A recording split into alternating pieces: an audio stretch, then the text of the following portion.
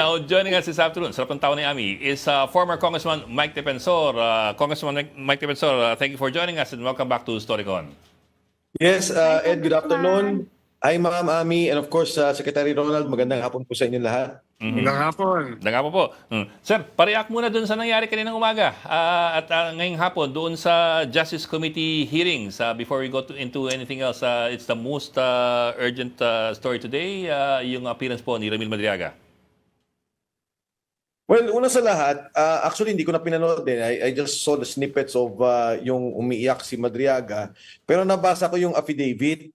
At ako nagugulat talaga dahil ako naging congressman, nakasama ko si Diong first term nung 11 Congress at nung presidente siya, nandyan ako sa Kongreso. Parang barkadang-barkada to si Madriaga, lahat kasama siya sa lahat ng usapan. Kaya nagugulat ako, natatawa doon sa storya na kinikwento niya. Alam mo nung presidente, si Presidente Duterte, and I was a congressman and more or less one of the senior congressmen, siguro nakasalubong ko lang ang Pangulong Duterte ng 2-3 beses na okasyon pa. And masyadong fantastic yung mga kwento niya na kasama siya sa ganitong ginawa, kandidatura, binigyan siya ng pera, binigyan siya ng ganito. Talagang kagulat-gulat. At nagugulat din naman ako dito sa Justice Committee, bakit pa nila pinayagan yung ganitong mga pagkikwento o yung ganitong paglalabas ng kwento na walang kabase-basehan. Tanungin nyo lahat ng congressmen, tanungin nyo lahat ng mga nakasama ni Digong na nandyan, maging yung speaker. Hindi ganyan yung naging relasyon kay Pangulong Duterte, tapos siya parang anak, parating katabi, parating kasama sa lahat ng usapan. Yun ang kagulat-gulat para sa akin. Pero sir, di ba nung Mike, panahon ni Digong... Sa total denial kasi si Vice President na hindi niya nakilala, hindi niya na-meet yan. Paano yung mga pinakita niyang mga video, mga pictures na magkasama sila? No? Paano total yung denial ni Vice President? Hindi niya kilala kasama yan. Pero kung Yes. may papakita na maraming mga pagsasama sila, medyo pa yun. Puntos yun labang kay Vice President. Well, para sa akin kasi, Sek, alam mo, kumampanya si Pinoy. Kami kandidato sa Kongreso. Kandidato ko sa syudad ng Quezon City. Pagka may lumabas na tao, sinabi kaibigan niya ako, kasama niya ako, immediately sasabihin ko, hindi ko yan kilala. Tapos paglalabas ng picture, yung pala, nasalubong mo sa kampanya, nasalubong mo sa isang okasyon, nagpa-picture sa'yo. So, hindi siya pwedeng maging batayan na lalo't kami, mga politiko, o lalo kami na nasa forefront ng mga ganyang mga pagkakampanya, pakikisalamuha sa tao. So, ang bigat naman yun. Siguro, ang mabigat kasi sa kwento ni Madriaga, fantastic yung kwento niya. Binigyan siya ng 25 million, pambili ng motor, daang-daang milyon, kinukuha niya, hinahakot niya, pagkatapos yun pala, nag-kidnap siya. Pagkatapos, yung mga ganun, kalaban niya si Harry Roque doon sa pakipaglaban niya sa mga magsasaka at pinakulong siya ni Harry Roque doon sa kidnapping. So, yun yung fantastic sa akin. Maaring magkakamali kami bilang mga politician. And I would think lahat kami, including Pinoy, including lahat ng mga taong to. Pero yung sasabihin mo totally, hindi mo kilala, which is totoo naman. Kung minsan talaga sasabihin mo, hindi mo alam at may mga picture na ilalabas tungkol sa'yo. Pero yung kwento kasi ni Madriaga, masyado namang, masyadong para ba siyang kumbaga pamangkin o kasama ng pamilya, yun ang nakakagulat para sa akin. And bakit pinayagan naman ng Justice Committee yung gano'n na hindi mo na nila pinit o hindi mo nila tinanong talaga paano nangyari ito, paano yung abot sa'yo ng pera, yun ang kagulat-gulat para sa akin. Well, sir, you are speaking from your experience. Sabi nga ninyo, nung kayo nakasama si Digong sa Kongreso, you've only seen him mga once or twice doon sa mababang kapulungan. But I also remember din po yung mga kwento noon na nung congressman si dating Pangulong Duterte, hindi niya gusto yung trabaho sa Kongreso at medyo tinatamad siya dahil namimiss niya yung trabaho niya bilang alkalde. So baka talagang hindi talaga masyadong aktibo si dating Pangulong Duterte bilang congressman noong panahon yun. Yes, actually I was referring more on dun sa nung presidente siya kasi ang nangyari sa amin noon, I think I saw him once nung nagkaroon ng pagpapalit ng liderato sa Kongreso, tapos may isa pang nangyari na okasyon na speaker si Alan Cayetano. Pagkatapos nung kasi nagka-COVID, so talagang ang hirap harapin o makausap ang presidente. Doon sa kanyang affidavit, lahat na lang ng kwentuhan kasama siya, di ba? Nung kampanya pa lang ni Duterte, nung kampanya na si Inday, yung pag-aayos na, o to, ay, alagaan mo yung anak ko. Para bang lahat kasama siya, pati yung security, intelligence, siya yung hepe. Yun ang kagulat-gulat para sa akin. Mhm. Anyway, sir, well, you, you had... kakambyo. Ami, go ahead. Hindi, kakambyo ako pagkatapos nyo. Okay. But Dun anyway, sir, sa isa namang ano. your point kanina na fantastic yung mga amounts being brought up by Madriaga. I think everybody's also thinking the same thing na it has to be established firmly what the amounts were and where they were delivered and if there is any other evidence along those lines. But on the other hand, sir, siya pa'y pumirma ng bank waiver, bank secrecy waiver. So that may be, I suppose, that may be instrumental in determining, at least a big chunk of his allegations. Well, yung bank waiver niya kasi, kanya yun eh. Kidnapper siya, ang dami niyang activities. Kung makikita, kunyari, sa account ni Pangulong Duterte, may inilipat sa account niya, yan, maniniwala pa ako na pwedeng sasabihin niya, may binigay sa kanyang pera. Pero yung, andito, binabasa ko ngayon yung affidavit niya, no?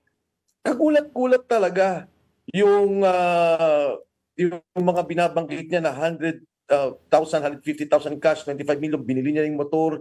Pagkatapos na kumukuha sila ng pera, may binanggit siya ng mga 2 in-check na nagbigay daw sa kanya ng pera. Parang hindi, kahit na sinong tanungin mo na involved sa politika o involved sa isang kampanya, yung mga ganong pagbibigayan ng pera, parang hindi mo ipagtitiwala sa ganong tao. More than usual, I would think, kung magbibigay sila ng ganong pera, they would give it directly to the principal. Ito, kagulat-gulat yung mga kwento niya. At yun nga, ang daming nagre-react na, ang dami mo palang pera, bakit ka pa nangingidnap? At itong si Madriaga, yung background pa nga niya, hindi lang basta-basta kidnapper. Kasama siya sa isa sa pinaka-organisado at mabigat na kapatay ng pulis na sindikato ng kidnapping. Kahit na yung mga CIDG, mga pulis na kilala ko, pagka tinatanong, iba yung pananaw nila tungkol dito eh. Kahit naman sigurong convict, ewan ko kung pinangakuha nila yan, papipirma o magsasalita ng mga ganitong bagay na kagulat-gulat. Pero di ba Mike, kung maraming pera ang involved, hindi ganun karami yung trusted mo na uutusan mo mag-deliver niyan eh. Parang yung kanyo, yung testimony nyo doon sa 18 Marines, di ba? Kwan din yun eh. Daang-daang bilyon din eh. Yung dumaan sa kanilang mga kamay. Siyempre, hindi naman lahat ng trust dala. Uutusan mo rin yung mga karaniwang mga security, karaniwang mga sundalo para dalhin yan. Kaya nga, Yes. di ba? Yun yung sinampan yung kaso eh. Na Yes. itong mga to ay, ibig sabihin, a person like Madriaga, pwede rin magdala ng 30 million, 35 million. No? Dahil pwede rin yung gawin ng mga simpleng security people. Well, mo, Sec Ronald, ang kakaiba kasi doon sa 18 Marines, si Saldico ang nagpapadeliver ng pera. Siya yung nagpapadala ng pera sa mga tao. So, kakontakt niya yung mga tao, i-confirm na deliver ba? Ito, yung mga tao ang nagbibigay. Ang hindi ko nga kaya binabanggit ko na kung ikaw magbibigay kunyari sa isang kampanya, sa isang kandidato, and ganun kalaking pera, ikaw magdadala. At harapin mo yung kandidato kung sino man yung kausap niya na ito nagbigay ako ng pera. Pero ito, ang kinikwento ni Madriaga kasi siya ang kumukuha na meron daw siyang 2 kausap na nagbigay ata ng 100 million, 100 million, at saka yun, sa mall sa Lubao, at meron pa daw isang 84 million na mga, 84 million ba? Basta binabanggit niya, siya yung kumukuha ng pera. Kaya yun naman ang nakakapagtaka. And katulad ng binanggit ko, Sec Ronald, di ba sa isang presidential campaign o anumang kampanya, kung ikaw yung magbibigay, magpapakita ka sa principal. Hindi yung ganitong, yung kinikwento niya, na parang kinukuha lang niya yung pera at trusted siya, yun lang, i-deliver lang at siya nakukuha. Binuksan na rin lang ni Ronald. Segue na ako doon naman sa mga witness ninyo. Opo. Congressman, kumusta na? May balita ba kay Orly Gutesa? Ma'am, hanggang sa ngayon po, wala pa rin the last information and I've already told this show before. Ang sabi daw nandito sa Pilipinas at safe naman kasama yung pamilya. Pero as to the exact location, hindi ko po alam. Yun naman pong 18 na Marines, yung mga sundalo pala, not the 18 Marines, nandiyan naman po sila nagtatago din po sila and handa ho silang humarap at hinihintay po nila yung patawag sa Blue Ribbon Committee kung sakasakali. Nagsalita na si Ombudsman Remulla, sabi niya, bubuksan niya yung possible plunder case, conspiracy to commit plunder, nakasama si Speaker Romualdez, former Speaker Romualdez, and Saldico. Ano po yung masasabi niyo doon? Kasi yun ang tinuturo ni Orly Gutesa, di ba? Yang issue na yan. Yes, ma'am. Ang akin, ma'am, kasing opinion doon, hindi ko pa na nakita. Of course, ako, nung unang reaction ko doon, maganda yung gagawin na magka-file sila ng kaso. Pero nung malaman kong related to the budget, medyo doon ako nagtataka. Kasi kung related to the budget na ako yung Speaker of the House o si Jesus Escudero, yung Senate President, nagkasala kami dahil yung budget na nagkaroon ng nakawan, parang malayo ho talaga, no? Dahil ang nakalagay sa batas, sa plunder case, kailangan may personal benefit yung tao na talagang kasama siya doon sa pagnanakaw ng pondo. Ngayon, no, ang sinasabi ko nga ho sana at ako'y pampublikong nakikiusap kay Ombudsman Remulla, tingnan niya itong delivery kasi ito na yung actual delivery ng tao eh. Yung binabanggit ni Sergeant Gutesa na nag-deliver ako kay Speaker Martin Romualdez, yung binabanggit ng mga 18 Marines na kung kani-kanino sila nag-deliver ng pera, yun sana yung tutukan. Kasi kung si Saldico yung principal at yun ang tinitingnan nila, sana ho, makukuha na rin nila yung actual na talagang pagdi-deliver. At sa palagay ko naman, pagka ganun ang gagawin nila, mas matibay po yung magiging kaso natin. Kamusta Pero naman, kung Mike? budget-related, Budget-related kung daw, ma'am. budget-related, kung malversation ang ipopursue kung budget-related, sa tingin nyo, may pag-asa yon? Ma'am Ami, hindi ko pa ho nakakita talaga yung kaso. Narinig ko lang, yung budget-related na binanggit nila was the approval. Pero kung makikita ko naman, ma'am, yung kaso, ako naman kung gagawa ng pagkilos ng gobyerno, ng paninindigan ng gobyerno, yung sinasabi lang didiinan yung mga nangurap, wala naman yung problema. I will openly support them and I would, of course, kung anong pwedeng maitulong para lalo mapadiin yung kaso nila, tutulong po tayo.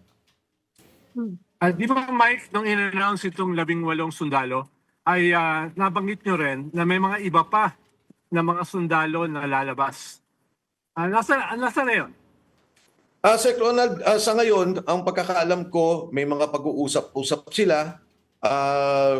Palagay ko, may mga, wala talaga ako. Nakita ko lang sila minsan na magkakasama, pero hindi talaga ako naka-involve sa kanila. In fact, hindi ko nakita sila personal. Nabanggit lang sa akin, nakita ko sa isang litrato na magkakasama sila, pero mukhang kausap nila yung mga taong simbahan tungkol dito. Sila yung nag-uusap. And hindi ako nakikialam ano pa man kung ano yung ginagawa nila. But as far as you know, sir... Sige, Ronald. No, on a different note, Mike, yung, di ba, napag-usapan natin kanina yung bank waiver ni Madriaga. Si Vice President ba, tsaka si Mads Carpio, hindi iniisip na maglabas din ng bank waiver para matapos na itong mga aligasyon laban sa kanila? Alam mo, Sir Ronald, ang isa kasing naging problema dito sa Kongreso, sa Justice Committee, yung kay Presidente Marcos na marilaw na may ebidensya, may SARO, may unallocated funds, official documents. Sabi nila, hindi daw substantial, no substance. So, with form, no substance. Pagdating dito kay Pangulong Vice President Inday Sara Duterte, ang sabi nila, with form, with substance. So, ang ibig sabihin dapat sana, kung ano na yung nailatag nila na nandun, yun na yung kasong ilalabas nila. For example, narinig kita kanina, Sir Ronald, sabi mo, dapat ma-prove nila na wala sa salin. Dapat doon pa lang sa presentation ng substance, pinakita na nila, uy, may bahay ka dito, hindi mo dineklara. Uy, may bank account ka dito, hindi mo dineklara. Ang sabi nila, may substance. Tapos ngayon, naghahanap na naman sila ng mga ebidensya. So I think, yun ang nagiging problema eh. Yun ang ayaw na, ako, personal, nakikita ko, fishing expedition nga dahil dapat in-establish na nila from day one, may kalokohan ka sa saliin, may pagnanakaw ka na ginawa, at may mga pera o meron kang pag-aari na hindi mo dineklara. Ngayon, bubuksan mo yung bank account ko, bubuksan mo yung mga negosyo, teka lang, ano bang hinahanap mo? Kala ko ba sabi mo may kaso ka na nung pumunta ka pa lang sa Kongreso? Yung ikaw na mismo pusa, halimbawa ako, pag nakasuhan ako, bubuksan ko, lalabas kagad ako ng bank waiver, kahit mas maliit yung aking bank account kesa sa'yo, Mike. Kaya, it's a small thing eh, dahil wala ka naman tinatago, di ba? Totoo rin yun, Sec Ronald, pero para sa akin din, at ako, kung makakausap ko si VP Inday, ang aking advice sa kanya, labanan mo all the way. Lahat ng panggigipit nila, labanan mo. Huwag mo silang bibigyan ng pagkakataon na humanap ng kung ano nung issue, na diinang ka, na gumawa ng kung ano nung paninira. All the way, labanan niya. In fact, yung mga sinasabi ng iba, botohan na ng Kongreso para tapusin na yan, iakit sa Senado. Ako hindi. Labanan yan all the way. Ipakita talaga nila na may pagkakamali. At hanggat nila napapakita to, wala din silang karapatan na magbukas ng kung ano-ano. Di ba parang yung sabi mo sa Ronald malit na bagay. Totoo din naman yun. Pero bakit kayo nagsampa nang wala pala kayong hawak na ebidensya? Bakit kayo nagsampa na wala pala kayong alam na kasalanan? Pero sir, granted nga, let's say na may ebidensya na wala pang hawak ang prosecution. But also the mere fact that the Vice President's camp also wants to put a stop to what they call a mini trial in Congress. When they can, kung wala talaga ebidensya na hawak yung prosecution, they can have it dismissed outright, either by the lower chamber or by the Senate Impeachment Court. So if that is the case, it's a lot easier to just go through with it and not try to stop it before it even starts. Ang sabi kasi nila, Ed, there is already form and substance. And based on that, yung grounds nila should be the basis of the voting. Ngayon, kung magbubukas sila ng kung ano ng ebidensya, syempre, ako mismo, I would advise the legal team, I would advise the Vice President, huwag kayong pumayag, labanan niyo yan all the way. Ngayon, kung ang Kongreso naman, ang pananaw nila, tapos na. Ito na, nakita nila yung ebidensya at naniniwala pa rin sila na talagang dapat magkaroon ng impeachment, then they should vote on it. Pero yung parang gagawin nga nila na bubuksan nila kung ano-ano para maglabas ng ebidensya, yun ang tingin kong hindi ako papayag. Yung case, for example, ni Madriaga, sinabi nila may form and substance yun, at nagsalita nga si Madriaga, pagkakataon ngayon ng prosecution ng defense, ng mga abogado ni Vice President, natanungin din si Madriaga kung gusto man nila. Kung gusto nila. Pero kung ako yan, tatanungin ko yan si Madriaga. At aalamin ko lahat ng mga sinasabi niya dahil ako naniniwala, under scrutiny, bibigayan si Madriaga lahat ng invento niya. Parang parang ang dating sa akin, para bang ganun siya ka-close kay Presidente na para siyang si E.S. Medeldea at si Bongo. Yes, sir. I get you, sir. Yeah. But yeah, if his testimony is that vulnerable to being shot full of holes, then why not just go through with it and shoot it Bakit full of hindi holes? sila humarap? Oo. Sabi mo nga, Mike, kung nandun sila, mas madali nilang hanapan ng butas kaysa yung hindi sila dadalo. Kasi mulat sa puli, put a stop to it because it's a mini trial. Kung ganun po ang argumento, di talagang you go back to square one and Move nothing for happens. And all the dismissal. questions stay on everybody's mind. Yes. Well, actually, yun naman ang ginawa ng legal team nila, VP. Sabi nila, nagpresenta kami, sinagot na namin yung mga basis ninyo, and then it's up to the committee to vote. Yung sabi ni Sec Ronald, kung ako, sabi nga ni Sec Ronald, dapat tumarap sila. Ako din, yun ang pananaw ko. Dapat hinarap si Madriaga, kinonfront si Madriaga, at tanungin dun sa mga sinasabi ni Madriaga. But of course, legal team ni Vice President yan. Now, it's up to the impeachment court kung gusto nilang tapos na. Sabihin nila, okay, hindi ka harap, we will now vote and we will impeach you. Nasa Kongreso yan. Congressman, may nakikita ba kayong special significance na hindi nag-issue ng TRO yung Supreme Court doon sa petition as requested by the VP's camp? Ako, Ma'am Ami, kasi I do not want to, ayoko magsalita tungkol sa Korte Suprema. Marami tayong sanang hinihiling na mabilisan silang nagawa ng desisyon. Well, I submit to the wisdom of the Supreme Court. Hintayin na lang po natin kung ano talaga yung basis nila. Pero ang sinasabi naman po kasi ng defense, parang ang nagkakaroon ng fishing expedition. But I guess, ang gusto siguro, hindi ko masabi, baka yung wisdom ng Supreme Court, tinitingnan pa nila kung ano talaga yung nangyayari talaga dyan at doon sila gagawa ng desisyon. Sir, balikan ko lang yung Okay. yung dun sa 18 former soldiers. I'm wondering, I know you said kanina na hindi mo sila kaharap all the time, and you don't have that much interaction with them. But the fact is that you were also there, and I think you helped organize the first press conference. So I'm wondering lang if you would know if there are other witnesses that are going to surface to buttress their earlier statements, as well as whether there are other new allegations against other new officials that are coming up, as far as you know. Well, let me start off with that first before we go forward. Yes. Well, Ed, from what I know kasi may mga lalabas pa. Ngayon, as to ano yung actual allegation sila, kung ito ba'y karagdagan or this will also reinforce what the 18 soldiers have stated, I'm not particularly sure about it. Pero from what I understand, marami pang mga, as I mentioned, marami kasi mga sundalian, 100 halos, and there are those who would also want to come out and to present themselves kung ano yung nalalaman nila. Mhm. On the other hand, may nababalitaan ba kayo na gustong bumaliktad? O kaya Yun, baka ma'am. meron na naman dyan biglang mag-disappear Doon po sa 18 na gustong sa na 11? nagsalita. Oo.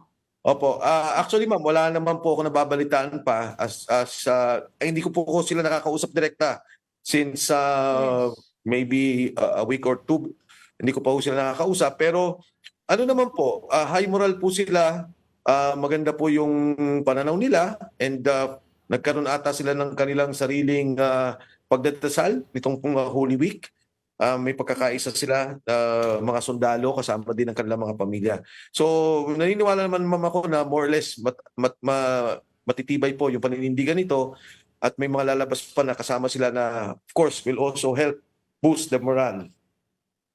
Well, sir, I was asking in particular about whether there are new details coming out. Kasi nga, the first bunch of details that came out, medyo may back and forth na confusing eh. Like for example, in the case of the allegations against De Lima,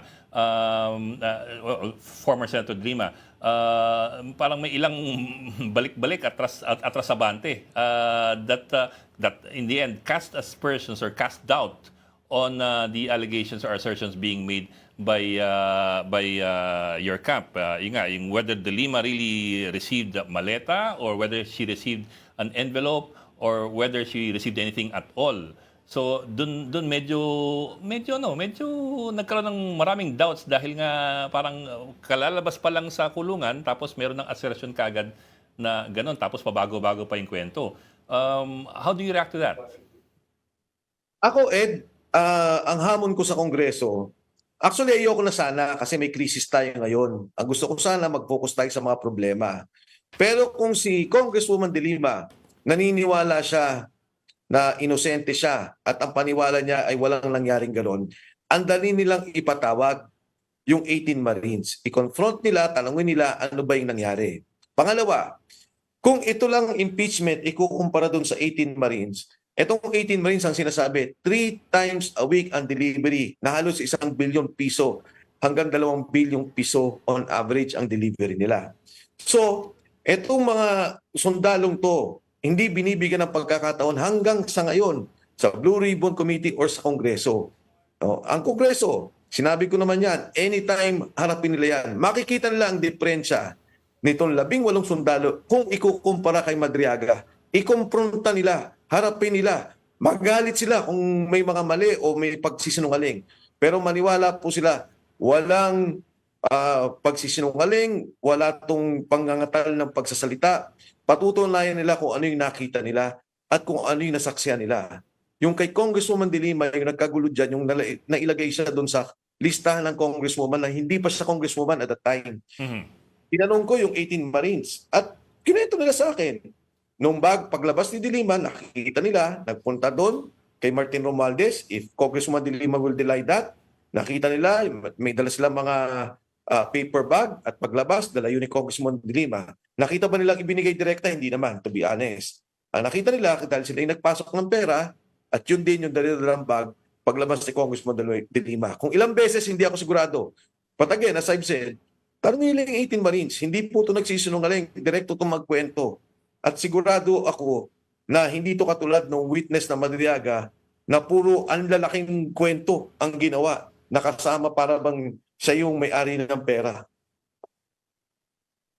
Anong time yung deliver kay Well, hindi pa congresswoman si De Lima nun. Anong time kaya yun? Kasi nakakulong siya for 6 years eh.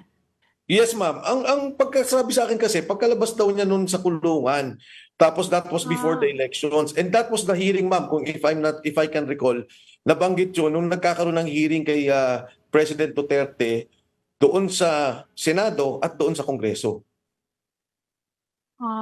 Okay. Okay. Okay, sige. Point taken. But given that point na andaling ipatawag yung mga Marines, and that's a very good point as well. Pero sir, madali rin dapat ipatawag, for example, ang ibang opisyal na kung saan may mga tanong. And that would also involve, for example, that should also include, for example, VP Sara Duterte. Diba? I mean, if we use that argument, dapat isiwalat, ipapaliwanag ng mga Marines, lahat dapat igano natin ng argumento na ikaw din dapat magpaliwanag, ikaw din dapat isiwalat, ikaw din dapat matanong. I agree it. Kaya nga ako nagugulat kasi biruin nyo si Madriaga, convicted, galing Muntinlupa, inilalabas, pinapadala doon sa committee hearing. Itong 18 Marines, nagsilbi ng mga sundalo, patawag din nila. Ngayon, of course, iba naman yung impeachment hearings, kumbaga iba yung rules dyan. Pero para sa akin lang kasi, kung papatawag nila, titanungin nila kung talagang yun ang kanilang paniniwala na hindi sila tumanggap o walang ganong sitwasyon. And of course, nabanggit ko naman yung opinion ko. Sabi ko nga kung ako yung abogado, iko-confront ko. Ako ang abogado ni VP Sara, iko-confront ko rin si Madriaga. Iko-confront ko doon sa mga kwento niya dahil ang paniwala ko, no, na walang ganun nangyari. At ito yung mga invento ni Madriaga. In the same manner, ganun din sa mga 18 Marines. Patawag nila na pagsalitain nila and then i-confront nila kung talagang tingin nila mali ang mga sinasabi. Okay. Kabilang ako. Ibang story naman. Nung weekend, kayo po ay naglunsad ng isang movement. Ito yung Rage Movement. Can you tell us more about that? Exactly what is it and what are the intentions? Yun po, let's start off with that. Yes, well actually Ed, nagbuo kami ng isang coalition and it's a coalition of political parties witnessed and supported ng mga parallel groups. Kasi kinausap namin nung si Mayor Baste Duterte, kami ni Speaker Bebot Alvarez, and nasabi namin sa kanila, kailangan na natin ibuo yung ating umbrella organization, yung ating pagsasama-sama para magkaroon ng liderato at ikaw yung nakikita namin na dapat tumayo.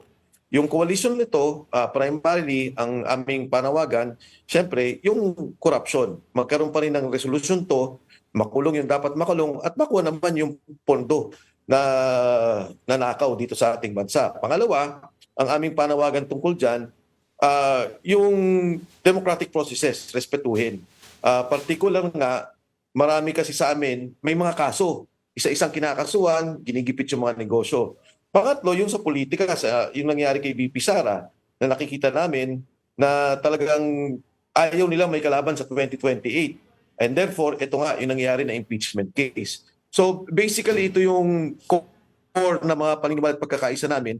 And nakita kasi namin all over the country, there are about 600 to 750 parallel organizations. May kanya-kanya leader, kanya-kanya pananawagan, kanya-kanya paninindigan. So ngayon, buo na kami. May pagkakaisa, may paninindigan kami na dito sa mga pagkakaisa namin. And then, importante sa lahat, yung aming rallying figure, who is at this point Mayor Baste Duterte. Bakit po si Baste? Has he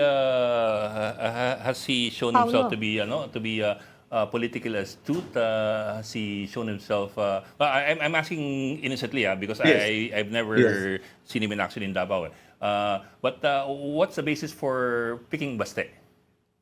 Well, una sa lahat, Ed, kasi di ba Duterte siya eh. Yan yung tinitingnan ng mga parallel groups. Bagamat may mga kasama rin kami, may kanya-kanyang organisasyon. Pero with the Duterte as our leader, madaling mapag-usapan mabilis yung mga desisyon. Pag sinabi namin na ito yung gusto ni Mayor Baste, ito yung gagawin natin, mas madali para sa amin, number one. Sa pagbubuo ng mga organizations, hindi lamang dito sa Metro Manila, pero nationwide, ganun din. Pag nalaman nila, okay, ito pala yung grupo ninyo, walang problema. Kasi yung iba-ibang grupo, iba-iba yung, hindi naman iba-iba yung pananaw. Kunyari, may grupo na nagsimula nung panahon ni Pangulong Duterte. May grupo naman na tumakbo si Vice President Duterte. May mga grupo talaga na BBM Inday na nagsimula. So ngayon, humiwalay na kay BBM at nabubuo na lang sila ng Inday Sara Duterte. So naging ganon. So yung tanong mo no, is Mayor Duterte astute. Ako, as a local official, as Mayor of Davao, maganda yung pakikitungo niya sa tao. Pag nag-uusap kami, nakikinig siya. And maganda yung ang dealings namin sa kanya, yung pakipag-usap namin sa kanya. Kunyari, Mayor, ito yung gagawin natin. Nakikinig naman siya. And meron din siya mga direksyon na ganito. Katulad, to be fair with him, Eda, nung bago pa magsimula, kinausap niya lahat. Ang sabi niya, tayo nagsasama-sama, ang principal natin si VP Inday. Ayaw niya ng kaguluhan, ayaw niya yung mga panawagan ng pagkakagulo, pag-aaklas, paggamit ng armas. Tayo legal. Yung panawagan natin sa korupsyon, ituloy natin. At gusto ko, wag nating ipahamak yung principal natin na ito yung paniniwala, ito yung paninindigan.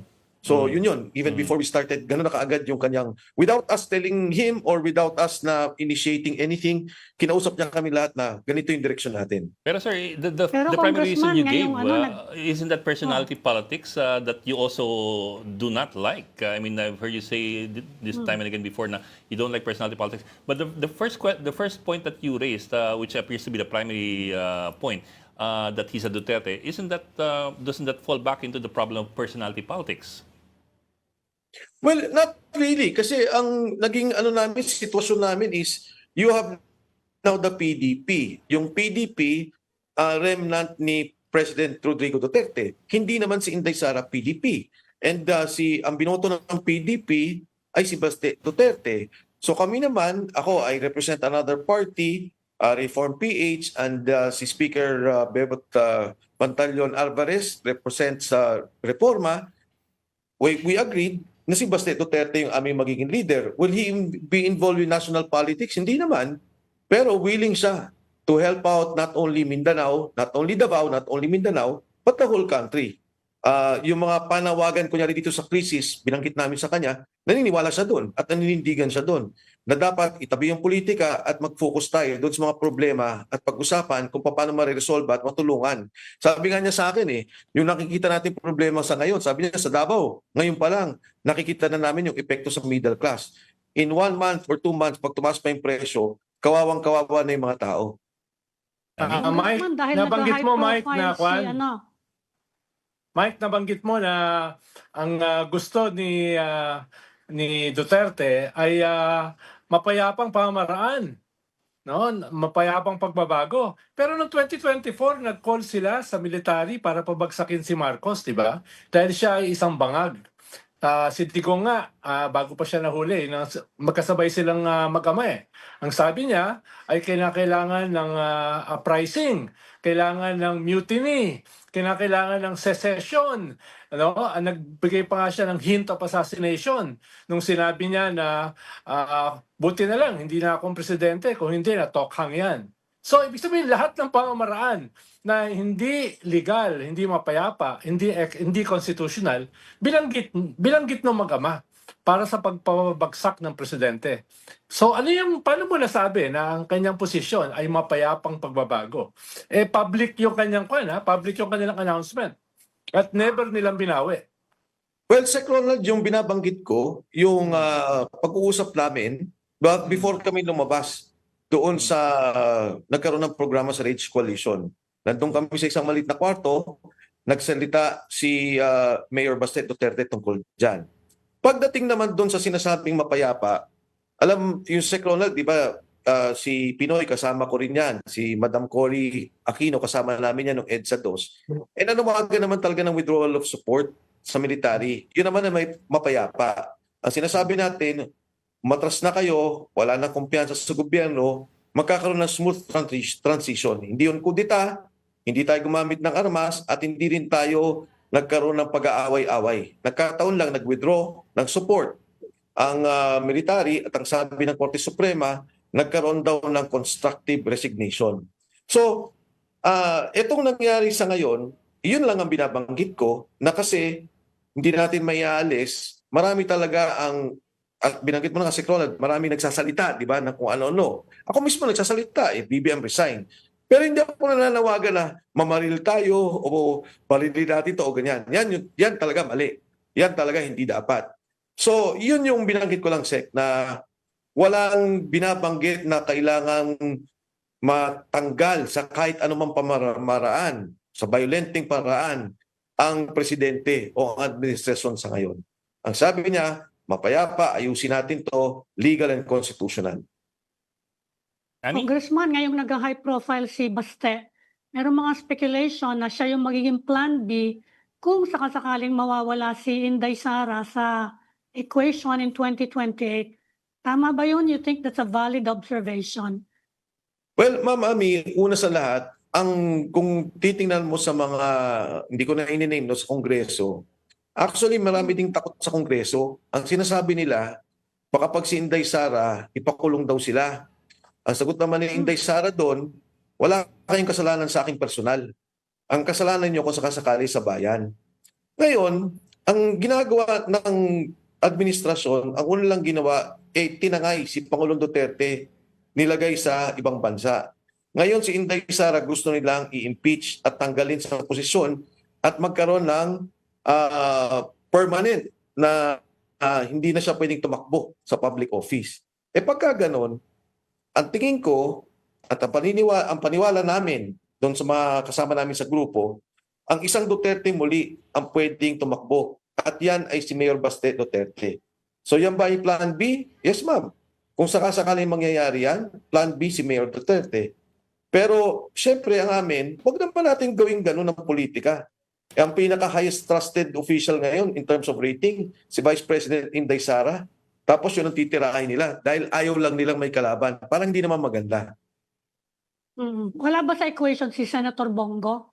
Kasi ang taas din niya ng rating niya and ang taas ng placing niya dun sa Senate race and nababanggit din siya as a possible contender kung sakasakaling nga mano-neutralize yung Duterte family. Actually, ma'am, wala akong karapatan later on no, kung anong magiging desisyon ng Yeah. pamilya. Pero palagay ko, pagka nagkaroon na nga ng ganyang sitwasyon, sila yung mag-uusap. Kung sakasakaling itutuloy nila yung impeachment kay VP Inday, mag-uusap at pamilya. At titingnan nila siguro at magdidesisyon sila kung sino yung karapat-dapat. Kasi alam mo, Mama Ami, hindi lang naman simpleng poder na maging presidente. Ang gusto talaga nila, magkaroon talaga ng pananagutan. Hindi lang naman tayo hindi lang naman yung Duterte na sinasabing supporters, kundi lahat ng taong bayan, humihingi pa rin hanggang sa ngayon ng sino ba ang makukulong? Sino ba yung mga nalagot? Magkano ba yung pwedeng ibalik sa ninakaw na pera? Tungkol dun sa nabanggit mo, Mike, no, yung mataas na approval ratings. Kahit naman si Vice President Binay dati, ang taas ng kanyang approval ratings, di ba? Actually, hanggang dulo nung termino ni Pinoy, mataas si BP Binay. No? Actually, mas mataas siya kaysa kay Vice President Sara. Kumpara. No? Pero, dahil sa investigasyon, possible corruption, etc., ay eventually ay gumuho rin siya. At ang beneficiary niyan ay si Digong. No? Kung hindi na investigahan si Vice President Binay, baka hindi naging presidente si Digong dahil sobrang lakas siya. So hindi necessarily negative na kahit mataas ang iyong approval rating ay cast in stone na hindi ka na pwedeng investigahan. Kung merong vulnerability ka, halimbawa yung corruption ni Vice President Binay, dapat lumabas yan. No? At nung lumabas yan, eventually, inuulit ko, ang naging beneficiary ay si Digong. But let me add Tama to naman that, Mike, let me add to that kasi kasabay ng punto ni Ronald. Of course, we do remember former President Estrada, wildly popular even after he was ousted. He was wildly popular. Of course, you're very familiar with that. Kasi si Mike Yes. Defensor, of course, Yes. isa ka sa mga namumuno ng opposition noon. But being wildly popular and being very trusted by the public and by the Filipino people, of course, that should not render you immune from questions or investigation or from accountability. Not to say that you have done something wrong, of course, but the Yes. fact that you're being trusted is not a shield against anything else. Yes, tama naman yun, Ed. And Sec Ronald, nag-agree ako sa inyo pareho. Pero kung titingnan mo yung taong bayan, ang tinitingnan nila ngayon, 125 million yung iniimbestigan. In fact, 75 na lang yan eh. Dahil nagkaroon ng liquidation yung 50 million. Tapos naririnig nila, almost 1.4 trillion ang nasa flood control. Naririnig nila, isang delivery lang, 1 billion. Kaya siyempre, pagka kahit anong tingin ng taong bayan, bakit ganito? Hindi iniimbestigahan itong mga taong to. Yung kay Speaker Martin Romualdez lang. O, di ba yung sinabi ni Gutesa, isang delivery, tapos lumalabas pala dun sa 18 Marines, every 3 times a week may delivery. So, pagka kinumpare mo yan, at nakikita ng taong bayan, totoo. Hindi dapat absuelto si Vice President Inday Sara Duterte. Pero ang tingin nila, teka lang, bakit itong mga iba absuelto? Bakit si Bongbong Marcos, sabi ni Saldi ko, nag-deliver ako. Isang beses lang yun, 800 million. Isang beses, 200 million. Bakit ito absuelto? So, dyan nakikita yung problema eh. Dyan nakikita ng taong bayan yung, bakit ganito? Ngayon, pabalik ako dun sa pondo na nasa COA, doon kay Vice President. Yung Department of Agriculture, eto suspended na. May notice of suspension and disallowed. 8.5 billion. May investigasyon ba ng Kongreso? Wala. Doon sa Department of Health, 10.5 billion. Tapos nakalagay pa doon 150 million expired or about to expire medicine. Suspended na to. Disallowed na to. May ginawa ba Kongreso? Wala. Pagdating ng DPWH, 17 billion. Suspended, disallowed. Yung kanya, unliquidated pa lang. Kailangan niya pang ayusin yung papel. Liquidate. May ginawa ba yung Kongreso? Wala. So I guess, ito yung nakikita ng tao. Kaya dyan nagkakaroon ng comparison eh. Bakit ganito? Ito, iniimbestigahan ninyo. At wala ding, ang pananaw ko ang taong bayan talaga parang, ano ba to? Nag-iimbestiga yung kalilit na bagay. Tapos ganito nangyari. Sana kung nagtuloy-tuloy, kung pinarallel nila yung Blue Ribbon Committee, ginawa nila yung tamang investigasyon, ikinulong nila o hinuli nila yung dapat. At tinuloy din nila to. Yung kay Vice President, yan. Maniniwala pa ang taong bayan. Pero sa ngayon, sorry to say, wala. Talagang selective justice ang nakikita ng tao na talagang nagpupunto lang sa politika dahil ayaw nila may kalaban. Pero Mike, non-sequitur yun eh. Ibig sabihin, ako nga, ang sabi ko nga lagi, hindi kasuhan itong mga taong ito. Ako nga, hinihingi ko yung ulo ng mga yan eh. Halimbawa, si Secretary Ted Herbosa, no? Dati ko nang binabanatan yan. So, whether kakasuhan yan ng Kongreso o anuman, iimbestigahan, medyo magkahiwala yun eh. Ito kasi, nag-file ng impeachment last year, pinatay ng Supreme Court, so inulit ngayon, no? So, pero ibang bagay yon. Ibang bagay yon, no? Yun lang naman sinasabi ko. Ikalawa, pag sinabi mo nga ito yung gusto ng sambayanan, ay alimawa, may survey ngayong lalabas ang Okta na 69% ng mamamayan ay gustong ituloy yung impeachment. So, ibig bang sabihin nun na hindi gusto ng tao yung impeachment? Gusto. No? Either gusto nilang makita talaga yung totoo, kahit sila ay hindi anti-Sara, at yung mga gusto talagang malinawan. Pero pag sinabi mo ito yung gusto ng sambayanan, gusto ng sambayanan matuloy yung impeachment eh. No?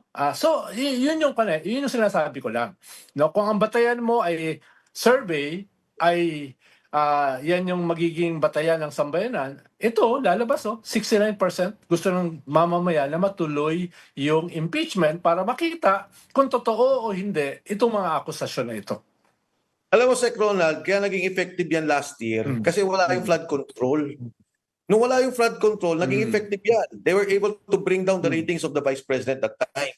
Sabi ko nga dun sa mga ilang kaibigan natin sa palasyo, sabi ko, kung bagsak pala ratings ng mga Duterte, ba't nyo pa pinatawag si Pangulong Duterte sa Senado? Ba't nyo pa pinatawag sa Kongreso? Di ba? So sabi nila, hindi ko rin alam kasi Senado at Kongreso nag-decide noon. Nung araw, effective yun. Pero ngayon, wala na yan. Kasi nga, bilyon ang naririnig nila. Yung 125 billion at ngayon 75 million na lang pinag-uusapan, biglang naging mani. Hindi ko sinasabing yung binabanggit mo, Sek, na, tama nga naman, ibang usapin niya, pero kailangan pa rin, correct. Tama. Pero pagka nakita naman ng tao na may proteksyon ang ICI kay Speaker Martin Romualdez, may proteksyon doon sa mga congressmen, may proteksyon sa mga senador, galit sila.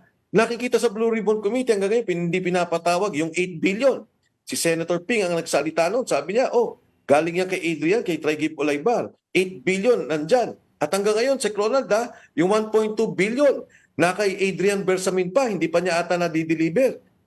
Nagmumukhang kalit-lit nitong problema na nakikita nila. Hindi ko alam, Sek, yung survey na lumalabas. Pero ang sinasabi ko lang, sa taong bayan, kahit sa social media, at kahit umikot ka at magtanong ka, yan ang sinasabi ng mga tao eh.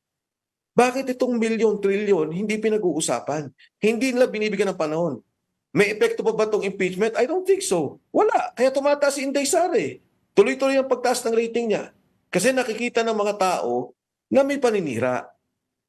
Actually, Mike, Ako- medyo bumababa siya kumpara doon sa kanyang previous na mga nataas. No, yun yung nung lahat ng survey, from Pulse Asia to WR Numero to Tangere at ngayon Okta. Kaya, pero ibang usapin yun, yung survey, no? Yeah, we've seen incremental...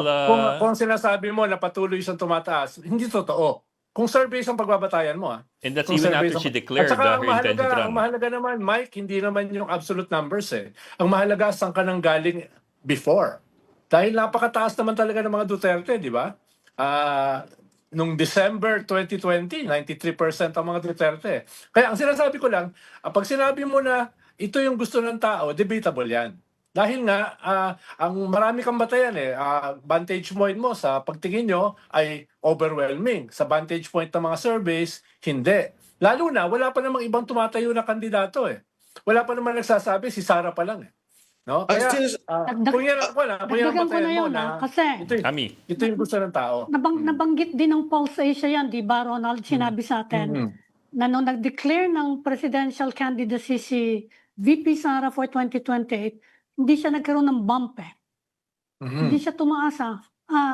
I mean, statistically, yun ang napansin ng mga pollster. Ma'am, Dapat nag-declare ka, tatakbo akong kandidato, dapat umakit siya na eh. Hindi daw siya, nag-plateau siya noon eh. What do you think of that naman? Yeah. Sec Ronald, Ma'am Ami, hindi ako nagre-refer sa survey as a shield na huwag siyang kasuhan. Ang sinasabi ko lang is, for a impeachment case, di ba? For an impeachment case against the Vice President, na ganong kalit yung perang pinag-uusapan nila, and of all the heads of institutions, Congress, Senate, Congress, the Justice, siya ang highest rated of all the officials. Siya pa yung nagkaroon ng impeachment. Yung presidente na may trillion-trillion na issue, billion-billion na issue, walang impeachment. Etong Vice President, nagkaroon bigla ng impeachment. Kaya yun ang pinopoint out ko lang. On the political process, bakit nila ginagawa yon? Because ayaw lang nilang may kalaban. Ayaw lang nila na magkaroon ng Inday Sara sa 2028. That's my only referral to the survey. Na para bang, di ba supposedly ang impeachment process, wala na eh. Yung civil institutions mo, ang business sector, ang ekonomiya hindi nagmagalaw, wala nang pagtitiwala ang taong bayan. Ito meron eh. Siya nga ang pinakamataas sa lahat ng mga opisyalis sa ngayon. okay. We'll have to leave it at that. Sorry mga bok, it's already 5:27. late na. We have to cut the discussion short. But maraming salamat for joining us today. And we can always have Mike Defensor back naman. Thank you for joining us Yeah. today, former Congressman Mike Defensor. Salamat, Mark. Thank you, Congressman. Ronald, Ed, Ma'am Ami, salamat po. Thank you. Magandang hapon sa inyo.